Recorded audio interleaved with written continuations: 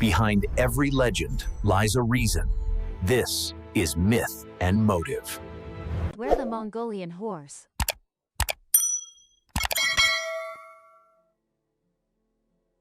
Mongolia once asserted its position in the world with invincible strength, becoming the terror of many nations.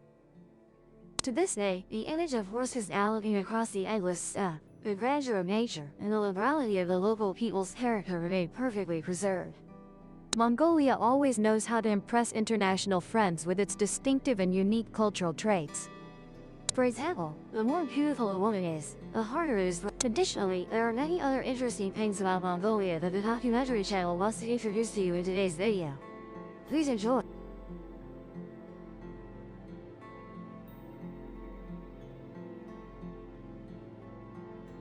Mongolia is a country stretching from Central Asia to its north borders Russia, while the other three sides are surrounded by China. Mongolia does not share a border with Kazakhstan, but the westernmost point of the country is only 38 kilometers from the easternmost point of Kazakhstan. Therefore, when looking at a map, many people easily mistake the two countries as a J. Mongolia's area is quite large, over 1.5 million square kilometers, and its population is only 3.3 million people. Thus, Mongolia has the lowest population density in the world. 45% of Mongolia's population lives in the capital, Ulaanbaatar. Contrary to the belief of many that Mongolia only has deserts and green grasslands. This country also hides countless interesting and mysterious things that not everyone knows. In recent decades, Mongolian families have invested a lot of money in their daughters by sending them to study at schools in the capital. Many parents believe that daughters will take better care of them in old age. Others think that women need to learn other skills, as livestock herding is a task reserved for men. Sons must stay at home to take care of the livestock. This trend has given rise to a reverse gender gap in Mongolia. Many women today have higher education levels than men. They are less likely to be unemployed and live on average a decade longer than men. Many girls, after graduating from university, stay in the capital to work and find a partner. The marriage rate in Ulaanbaatar decreased from 22.9 per 1,000 people to 8.9 per 1,000 people in 2016, according to national statistics. Girls in the city complain about the lack of suitable men. Half of the country's 3 million people live in cities, with women outnumbering men by 60,000. In universities and workplaces, the number of women far exceeds that of men. In high demand, 40% of urban men over the age of 15 are married, while the figure for women is 30%. Mongolian girls face dual cultural pressures. They must have a career and marry before the age of 29 or as early as possible. For older women, this figure changes. A survey by Wabang in March showed that Mongolian men in their 20s often believe women are more ambitious than men. This makes them feel unattractive. Some wonder why women invest so much in education. Because it poses a high risk of them being unable to find a husband. B. Gantolga, a 19-year-old political science student, said boys her age are often interested in girls wearing short skirts. These individuals, including her classmates, show little interest in gender equality or LGBTQ+ rights. She is considering not getting married. When men do not respect women, of course, as husbands, they will be the same. Moreover, thousands of men lost their jobs during the privatization of state-owned companies in the 1990s. This situation has not yet recovered. Government and non-governmental organizations focus more on women than on men. Men tend to have increasing rates of alcoholism and unemployment. Women look down on Mongolian men because they are too backward. No girl wants to live with an impolite and uneducated man. On the other hand, men also feel that women are seeking wealthier and more educated partners. The chairman of the Men's Association in Ulaanbaatar province said, "Unmarried girls in Mongolia also face stigma, making dating even more difficult. During the Lunar New Year, when families gather, every girl is asked about marriage and children. It's as if being single is something to be criticized." Ms. Bao, a single mother of two working in a mining company, shares her thoughts. They also face a conservative culture when it comes to dating. Instead of meeting at bars or clubs, single young people often meet on Facebook and Instagram to chat. Bars and clubs in Ulaanbaatar have started organizing speed dating events. But many are hesitant to participate. Instead, they host matchmaking parties and random pairing gatherings. 60% of the participants are women. Second, once the world's most powerful army. Over 800 years ago, from a small tribe on the steppe, in less than a century, Mongolia became the most powerful and influential empire in history. Genghis Khan hailed as the King of Kings. And the warriors of the Mongolian steppe created an invincible empire in their dream of world domination. Despite a population of only about 2 million, the brilliant leaders and skilled cavalry of the Mongols defeated and came to rule over 100 million subjects, spanning from Asia to Europe. Genghis Khan and the Mongol army conquered the most populous and civilized parts of the 13th century continent, ruling over more ethnic groups than the Roman Empire, and dominating a land area larger than any other military force in human history had ever conquered. Driven by the same aspiration to turn their ethnic group into the scattered tribes on the Mongolian steppe united under the banner of the Great Khan. The Mongol nomads became a warlike, powerful army, also fueled by the desire to dominate other peoples. They were ready to fight despite disparities in strength and poor weaponry. The Mongol army of 10,000 soldiers, with its burning ambition, became the nightmare of any city it marched upon. And history records them as one of the sharpest proofs of the common success code of civilizations, empires, and successful nations. With intense aspiration and absolute loyalty, the impoverished Mongol people, with their small population, became rulers over 100 million subjects of other ethnicities. Great ambition was also the guiding principle that enabled Genghis Khan to build the most powerful empire in ancient history. But then, the Mongol Empire also declined due to its very ambition to conquer the world, built on greed and constant fear. The strategy of continuously expanding borders through wars, despite becoming a powerful empire, was accompanied by fear, harsh rule, and enslavement. The empire rose but lacked an intellectual foundation. There was investment in creative learning but not comprehensive, focusing only on serving the purpose of invasion and colonization. Failure to unify religions caused disunity among the people during territorial expansion. The Mongols gradually became assimilated, causing the spiritual roots and imperial strength to fade away. 3. Ulaanbaatar, the coldest capital in the world. Ulaanbaatar is isolated, situated at an altitude of 1,350 meters, 4,430 feet, above sea level, slightly east in central Mongolia, on the Tuul River, a tributary of the Selenge, in a valley at the foot of Bogd Khan Mountain. Contrary to the belief that Mongolia is only desert and green steppe, for the horse-riding people, Ulaanbaatar is a very modern city. From bustling markets to ancient temples, from modern buildings to traditional gurs, this capital is a wonderful blend of past and present. It is also among the coldest capitals in the world, with winter temperatures dropping to -40 degrees Celsius. Despite the cold weather, the city shines with the warmth and friendliness of its people, thanks to its unique and rich culture. Mongolia's economy, despite great potential due to abundant natural resources, still faces many challenges and instability. Mongolia is considered a new hub of the earth. Beneath its vast deserts lie iron, copper, and uranium mines, crucial resources for economic development. However, over-reliance on resource extraction has made the economy vulnerable to global market fluctuations. In 2011, when copper and iron ore prices soared, Mongolia's economic growth was the fastest in the world, reaching 17.29%. But just a few years later, the country's economy plummeted. Mongolia's GDP growth rate was 7.89% in 2014, 2.38% in 2015, 1.17% in 2016, and 6.95% in 2018. Mongolia's public debt stands at $30 billion, more than twice the national GDP. Mongolia's per capita income in purchasing power parity terms in 2020 was $12,970. However, living standards in the country are quite unequal, with up to 36% of the population living below the poverty line. These poor people earn only about $2 a day. Meanwhile, there are super-rich tycoons living lavish lives with all amenities. One can see skyscrapers, luxury car fleets, bars, and very modern structures in Mongolia. The price fluctuations of mineral commodities, along with difficulties in managing and developing infrastructure, have caused many obstacles in Mongolia. Unemployment, inflation, and high public debt are also concerning issues, directly affecting people's lives. Additionally, due to its geographical location and harsh climatic conditions, Mongolia faces many challenges in developing agriculture and industries beyond mineral extraction.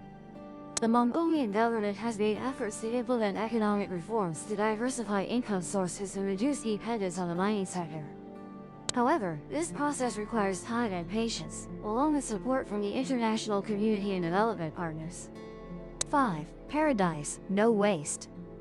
Mongolia, with its vast grasslands and traditional nomadic lifestyle, is famous as one of the countries with the cleanest and least polluted natural environments in the world. One of the main reasons is that most of the population lives scattered across the vast steppes, where life blends with nature and self-sufficiency in daily activities. Mongolian people, especially nomads, have a habit of living close to nature and always respecting the surrounding environment. They use resources reasonably and minimize waste generation as much as possible. Natural materials such as sheep wool, felt, and wood are often used to make daily utensils, and when no longer in use, they decompose naturally without harming the environment. Moreover, the Mongolian government also has strict environmental protection policies to maintain and preserve the purity of nature. Community awareness campaigns on waste issues and environmental protection are also widely implemented, contributing to reducing waste generation. However, with urbanization and economic development, major cities like Ulaanbaatar are facing increasing waste and pollution problems. Maintaining a balance between economic development and environmental protection is becoming a challenge for Mongolia. The efforts of the government and people in keeping the environment clean, along with support from the international community, will play an important role in protecting the pristine and fresh beauty of this country. 6. Small but mighty Mongolian horses. According to scientists, horses are among the first animals domesticated by humans, around 3,000 years before the Common Era. Given Mongolia's terrain, it is understandable that horses were domesticated here early on. The native horse breed of Mongolia is the famous war horse, born in the Mongolian steppes and the Gobi Desert during the Mongol Empire from the 7th to the 13th century. This breed has hardly changed since the time of Genghis Khan. Traditional nomadic herders in Mongolia still raise over 3 million horses today, more than the country's human population. The Great Mongol Empire once had a large and skilled cavalry, the most formidable in the world. Mongolian horses are very resilient and famous worldwide. They are trained in harsh weather conditions, which is one of the factors that helped Genghis Khan win on many battlefields. Even though European horses may be larger and faster, they still had to bow under the hooves of Mongolian horses. Externally, Mongolian horses may appear small with short legs, but they possess immense strength and can endure long journeys. However, Western horses are much larger compared to Mongolian horses. Generally, most Western horse breeds are taller than humans, with long legs, and some can run at extremely high speeds. Unfortunately, they lack the flexible endurance of Mongolian horses. Another point, as shared by Mongolian nomads, Mongolian horses are not afraid of battlefields. They can communicate with their owner's mind and even eagerly join battles with their masters. In Europe, there are horse breeds with perfect health and strength for use as war horses on battlefields. However, when participating in battles, they easily panic at the sight of swords, firearms, or crowds. That is likely why Western cavalry often wear armor and blinders to limit the horse's vision. But overall, Mongolian horses, despite having only average or even low stature. Mongolian horses are only about 1.4 meters tall, with reddish-brown or dark brown coats, They have a balanced build, broad chest, slim belly, strong legs, big fur, and a sturdy neck. Although not as beautiful as Arabian horses, they are very strong, enduring, eat little, and withstand harsh conditions well. Naturally suited for riding, they can endure long journeys and are suitable for expeditions. 7. Navy only operates on a lake. The Mongolian Navy is a concept rarely mentioned in history and the present because Mongolia is a landlocked country without major inland waterways to develop a naval force like coastal nations. However, in history, there was a period when Mongolia possessed a significant naval force, especially during the Mongol Empire. In the 13th century, under the leadership of Genghis Khan and later his successors, the Mongol Empire expanded its territory remarkably, including coastal regions and countries with strong navies. Kublai Khan, grandson of Genghis Khan and founder of the Yuan dynasty in China, organized notable naval campaigns. Most notably were the invasions of Japan in 1274 and 1281. Although ultimately unsuccessful due to major storms, called kamikaze or divine wind, which destroyed much of the Mongol fleet. Additionally, Kublai Khan also used the navy to expand his influence to coastal regions of Southeast Asia and even islands in the Pacific. Today, times have changed. Yet, people might not believe that the Mongolian government still spends money on buying ships and often uses some of these ships to transport oil across Lake Kashkol to Russia.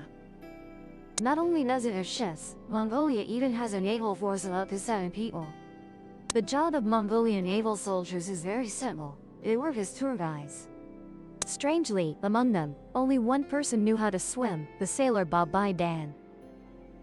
He also took on the role of rescuer when tourists encountered accidents. Although the accident claimed many lives, he himself had once saved 2 people.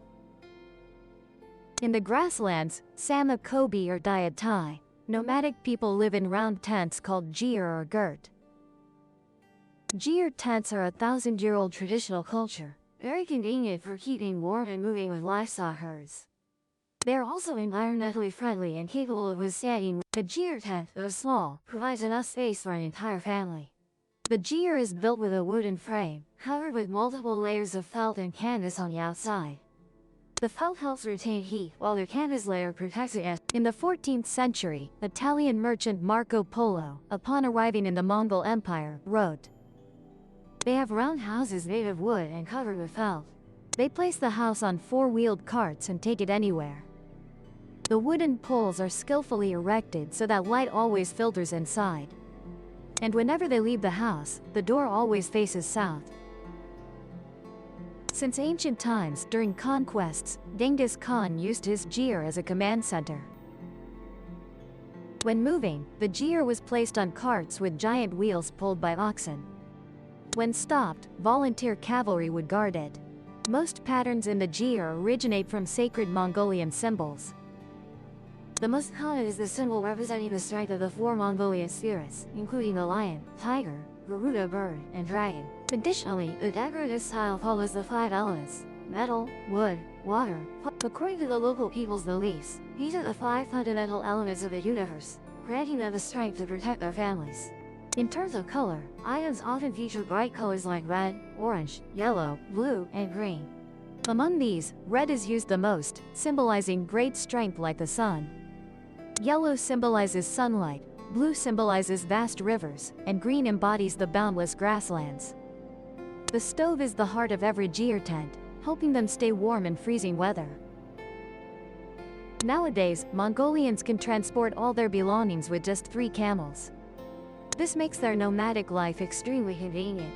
Unlike the milk tea we usually drink, and of course without toppings like black or white pearls, Mongolians have their own type of milk tea. Throughout her grand historical journey, one type of drink has always accompanied the Mongolians. That is Mongolian milk tea, a daily beverage that helps them adapt to the harshness of nature. Sute sai is black tea mixed with heated cow's milk, with a bit of salt and butter added. Mongolians believe this tea will bring good fortune. For children, it is a rich source of nutrition, beneficial for health and extremely wholesome. For men, this tea brings balance to their conquering instincts. Thanks to its gentle and pure flavor, They also deeply feel responsibility and family love when gathering together, enjoying cups of tea. For women, the properties of tea and cow's milk enhance their beauty, making it more pristine or mature. Sute sai is the drink that opens every conversation when Mongolians have visitors. Sute sai also demonstrates the hospitality of the simple people on the grasslands. If you adventure to this magnificent grassland, the locals will invite you to try milk tea immediately. You should receive the teacup with your right hand. Take a small sip before setting it down. Some other popular beverages in Mongolia are arag, fermented mare's milk, urim, clotted cream, or chatsaganisis, sea buckthorn juice. In missionary William Afrobrope's records about living with the Mongolians, he noted that Mongolians are very careful and do not drink plain water. For them, water sources are very sacred, so they often choose their traditional ethnic drinks. Mongolians have a lifestyle closely connected to nature, always valuing and respecting natural elements, especially water and forests. This respect stems from their traditional nomadic lifestyle, where natural resources play an essential role in their daily life and livelihood. For Mongolians, water is the very source of life. In many steppe and desert regions, clean water is an extremely precious resource. Mongolians have always regarded water as a source of life and protect it carefully. Many water sources such as rivers, streams, and lakes are considered sacred and are strictly protected from pollution. Mongolians often hold ceremonies to honor and pray at these water sources. For these reasons, Mongolians have the habit of using water sparingly and efficiently, ensuring that water is not wasted and is always available for future generations. They even conserve water by bathing infrequently. Just like water, forests are a valuable resource for the Mongolian people. Forests provide firewood, food, and medicinal herbs for the people. In particular, forests are home to many rare species of flora and fauna, and are an important part of the natural ecosystem. Mongolians have very strict traditions and regulations regarding forest exploitation and protection. Tree felling or hunting in the forest must usually follow certain rules to ensure the sustainability of this resource. Forests also play an important role in Mongolian culture and beliefs. Many legends, folktales, and religious rituals are associated with forests and the creatures living within them. With diverse natural landscapes ranging from deserts to steppes, Mongolia is one of the most typical places on Earth showcasing pristine wildlife. Accompanying that natural landscape are unique cultural features found only here. In recent years, Mongolia has witnessed rapid development and modernization. The country is moving towards investing in infrastructure, education, and technology to improve the quality of life for its people. The diversity and innovation of this country continue to inspire those interested in Asian culture and nature. Today's video concludes here. Thank you all for your support. Don't forget to subscribe to the channel so you don't. Goodbye and see you again. If the legend hooked you, subscribe and open the next case.